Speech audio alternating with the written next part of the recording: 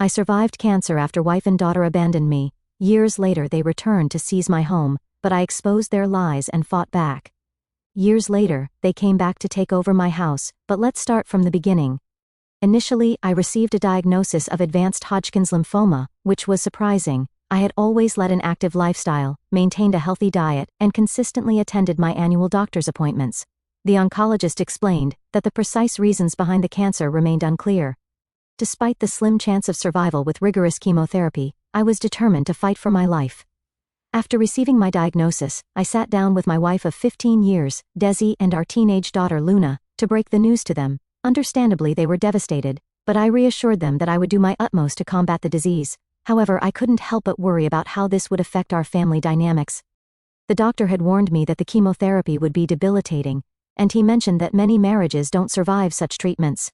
Later that night, I expressed my concerns to my wife. She assured me that she would stand by me through sickness and do everything in her power to support me. We were financially stable, thanks to my good insurance, sizable savings, and a trust fund from my late grandfather.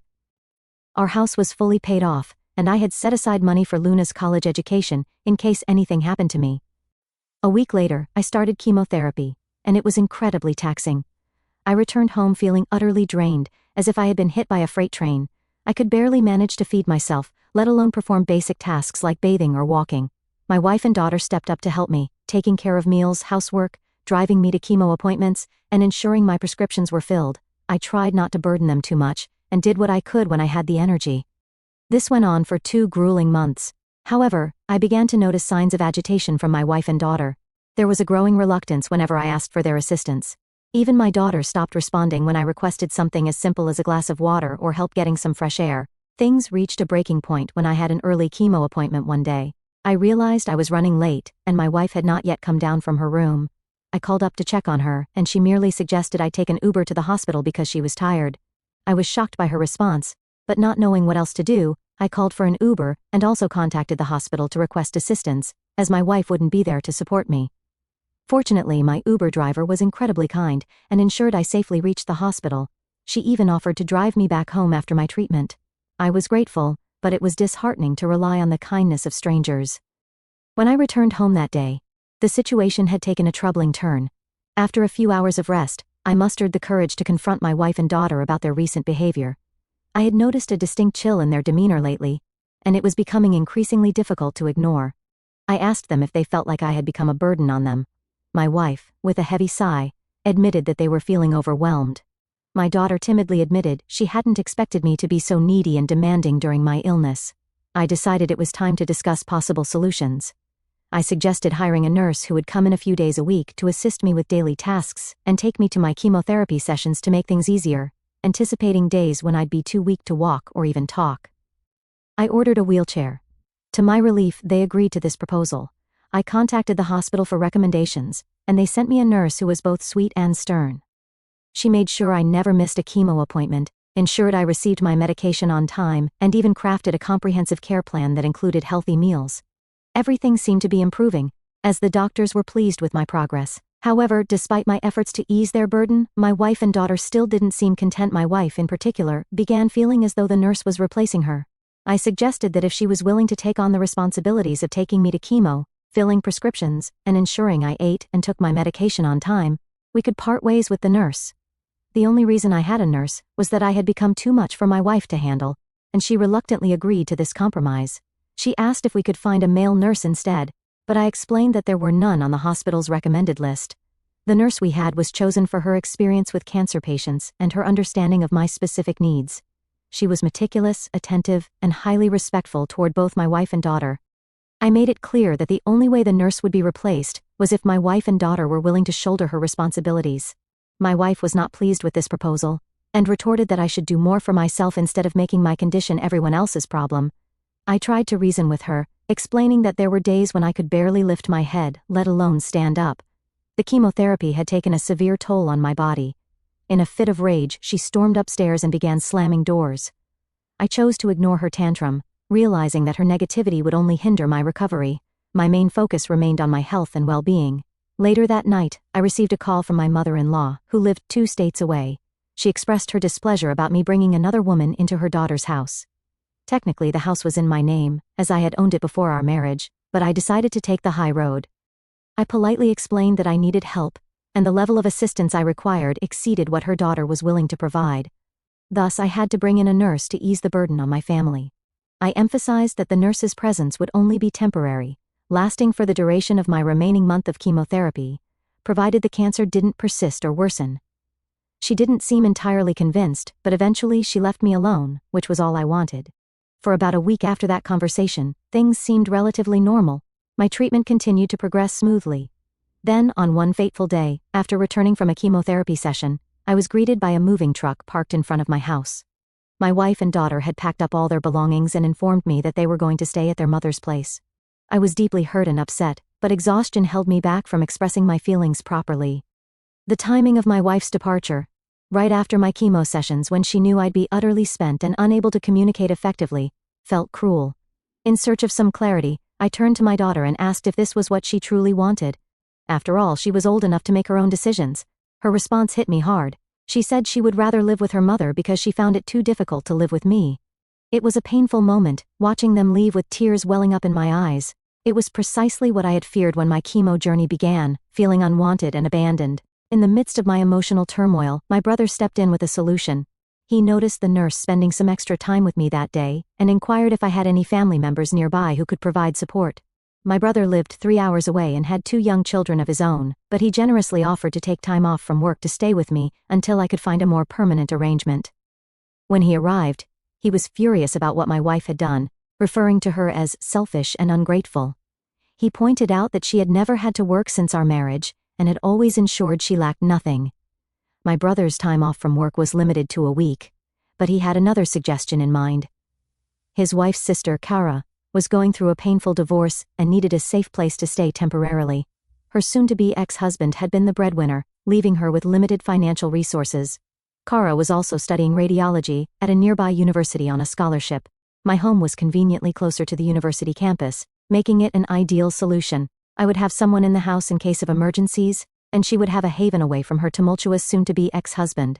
I agreed to the arrangement, assuring my brother that Kara wouldn't have to pay rent since she'd already be putting up with me. She could choose whichever bedroom she preferred. I didn't mind. My wife and daughter had taken almost everything, leaving only the bed and a few dresses. My brother stayed the rest of the week, and Kara arrived on his last day. He helped her move in, and she expressed her gratitude for letting her stay with me. Kara promised to be considerate, clean up after herself, and assist where needed. She was a genuinely kind-hearted person. I explained to her that she wouldn't have to do too much, since my nurse would now be coming in 7 days a week instead of the previous 4. I bid farewell to my brother, and helped Kara settle in as best as I could. In the weeks that followed, things went relatively smoothly. I missed my wife and daughter, but it appeared that I was the only one feeling that way because they didn't even bother to call or check up on me. Kara's presence proved to be a tremendous help. She took care of grocery shopping, handled most of the cleaning, and even assisted with meal preparation. Throughout this time, she never uttered a single complaint. About a month and a half after my wife's departure, I received the news that I was cancer-free, a momentous occasion celebrated by ringing the bell at the hospital. My nurse asked me what I wanted to do next, now that I was essentially cured. My immediate decision was to file for a unilateral divorce, to free myself from a marriage that had proven to be unsupportive during my challenging journey. With the divorce proceedings in motion, my focus shifted toward the next crucial step, recovering from cancer. It was a journey in itself. Slowly but surely, I began to regain my strength. My hair grew back, my scars started to heal, and I was putting on weight. I stuck to my healthy meal routine for the most part, but I allowed myself some cheat days to savor the favorite meals I had missed during my illness. It's been 6 months now since I've been declared cancer-free, and I believe I'm finally ready to move on with my life. I made a call to my old job, and they're willing to rehire me for remote work if I choose to return. I think I'll take them up on the offer because I'm planning to move away. While I have an attachment to my house, there are too many painful memories here. I yearn for a fresh start with something smaller. My wife doesn't know it yet, but I'm planning to give the house to Kara. She came through for me when I was at my lowest, showing immense kindness even though we were practically strangers. She's free to sell it if she wishes. I no longer want anything to do with it, especially if it means my wife or daughter could lay claim to it.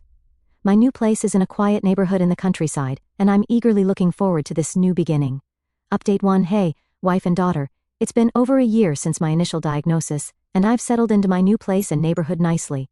There are plenty of friendly folks around here, and I've made friends with my neighbors, including Sophia, who lives across the way. She's a widow who lives alone, with her kids scattered across the country, visiting only during Christmas and her birthday. Sophia invited me to her porch for drinks and conversation, and she shared the heartbreaking story of losing her husband to lung cancer. She emphasized how important life insurance was for her family's financial security. During our conversation, I opened up about what happened with my wife and daughter. Surprisingly, I still hadn't heard a word from them, but I've come to terms with it. I've been spending my time pursuing new hobbies, particularly woodworking, and I'm starting to build up a collection of tools.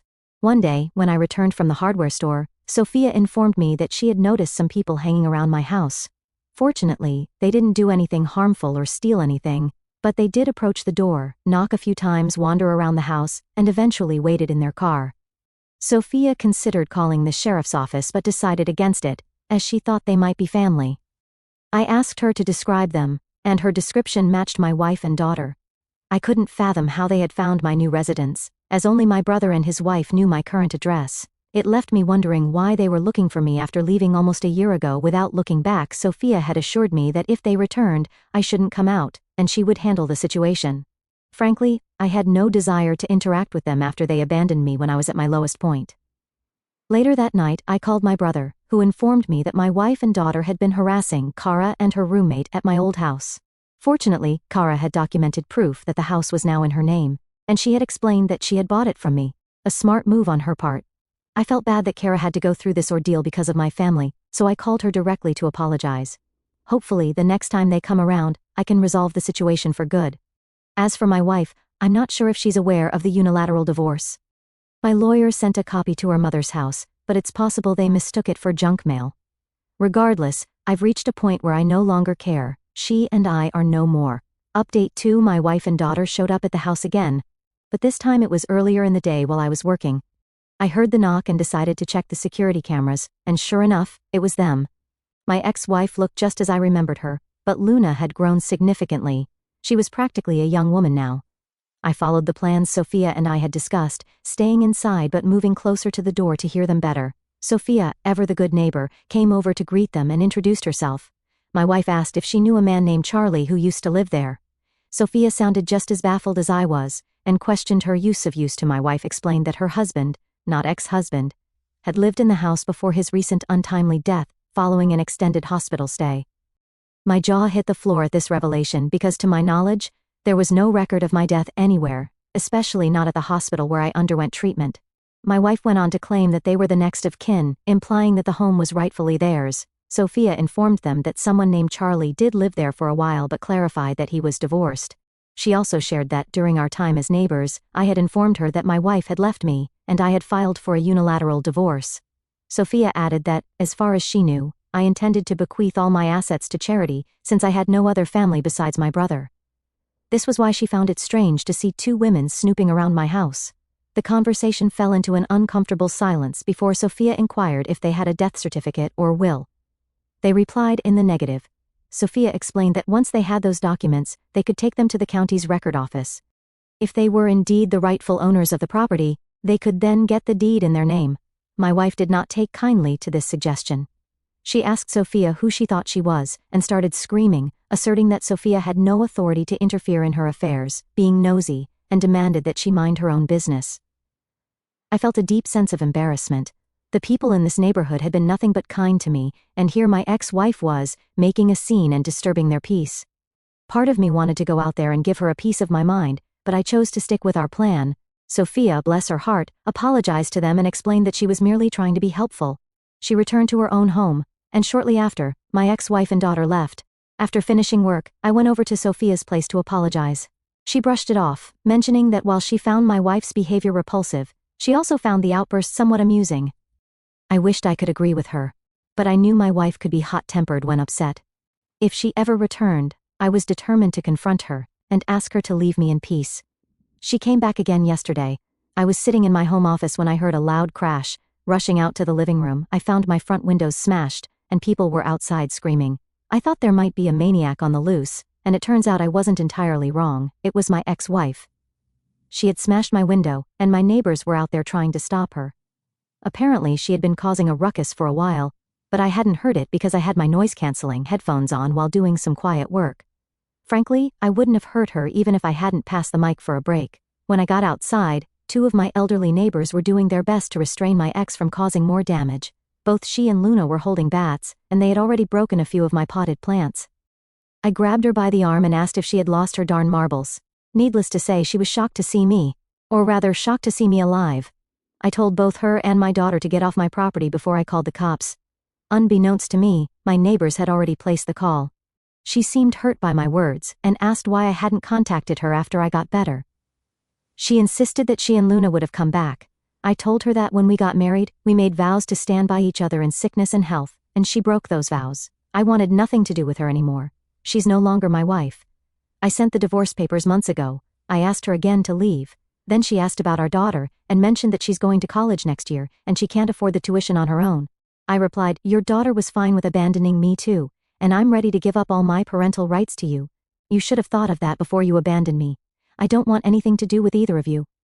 After hearing that, she went from upset to angry, calling me selfish and heartless, which I found rather amusing given the circumstances. "You're the last person who should be calling anyone selfish," I screamed back, called her an entitled a-hole, and made it clear that I'd ensure she never got a dime from me again. Then she swung at me with a bat, just as the cops showed up. They immediately arrested both her and my daughter. They asked if I wanted to press charges, and of course, I did. My ex and daughter started crying loudly as they were loaded into the back of the police car, but I felt no sympathy for them. I had everything that happened on camera, including my wife smashing the window, and I had already submitted it to the police. After work, I ordered a new window and cleaned up the glass. Someone will be coming to deal with it tomorrow, but for now, a rigged-up tarp is keeping out the elements. Sophia gave me some buckets to put my plants in until I can replace the pots. Curious about what had brought my ex-wife back, I did some digging. It turns out her mom passed away 2 months ago, and they found out that the house they had been staying in didn't belong to her or her husband. It belonged to his cousin. The cousin decided to kick them out because he wanted to sell it. With both of my ex-wife's parents now gone, she and our daughter sold most of their parents' belongings, and had been living in a motel for a while. When they came back to our old home and saw Kara there, they assumed I had died and went snooping around for recordings of my assets and purchases, which is how they found me. Regardless, they're facing charges of vandalism, attempted break-in, and attempted assault. Since Luna is a minor, she's receiving community service, but my ex-wife is facing time behind bars, as this was clearly premeditated.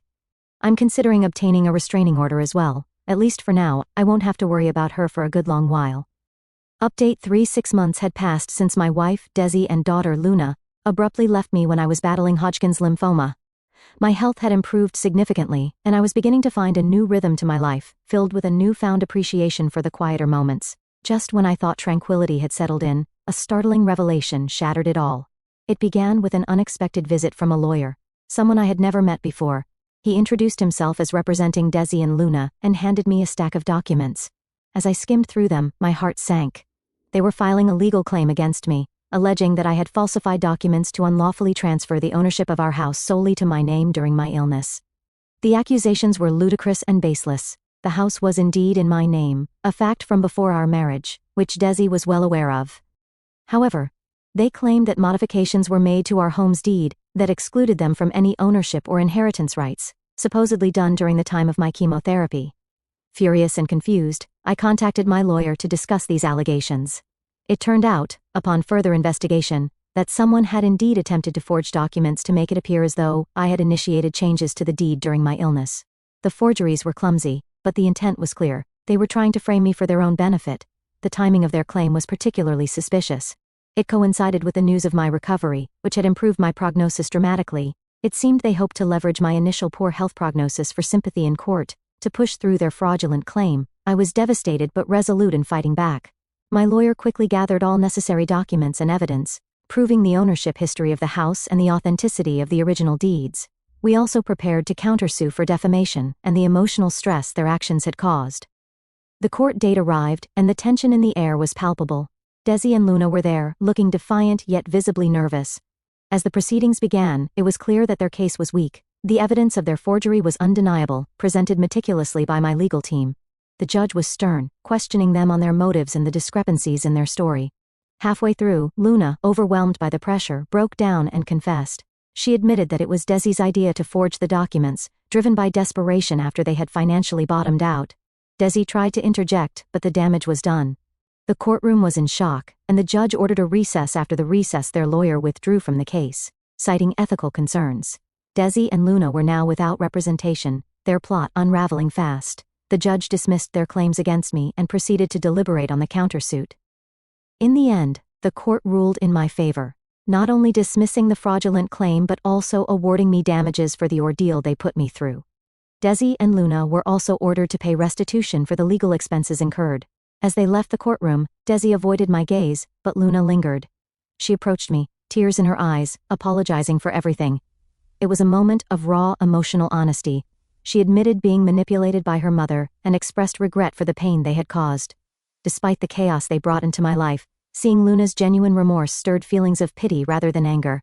I told her I forgave her, hoping it would be a step toward healing for both of us. Now, months later, I reflect on those turbulent times with a mixture of sorrow and relief. The house remains mine, a place of solitude and recovery. I've learned the hard way that sometimes those closest to you can cause the most significant harm. Yet this ordeal has taught me about resilience and forgiveness, qualities I hope to carry forward as I continue to rebuild my life in peace.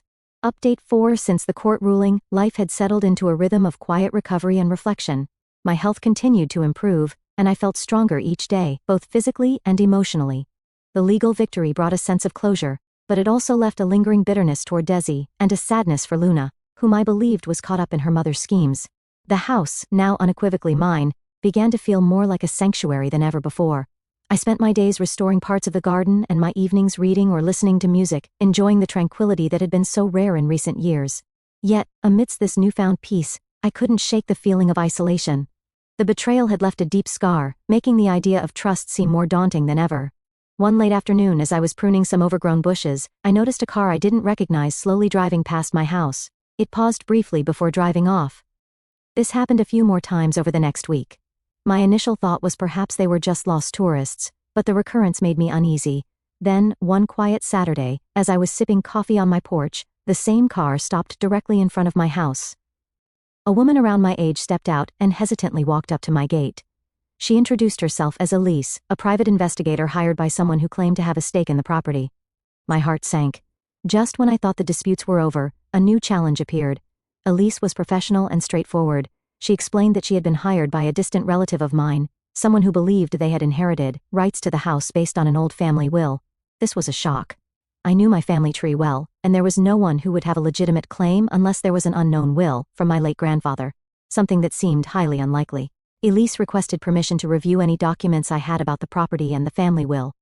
Though wary, I agreed, hoping to clear up any misunderstandings quickly. Over the next few days, Elise and I went through decades of paperwork, uncovering nothing that supported her client's claim. However, during our meetings, we began to talk more personally, sharing stories about our lives and our experiences with betrayal and trust. Unexpectedly, I found myself enjoying her company.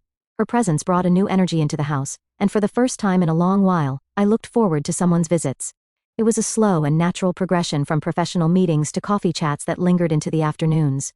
After weeks of fruitless searching, Elise concluded that the claim was baseless.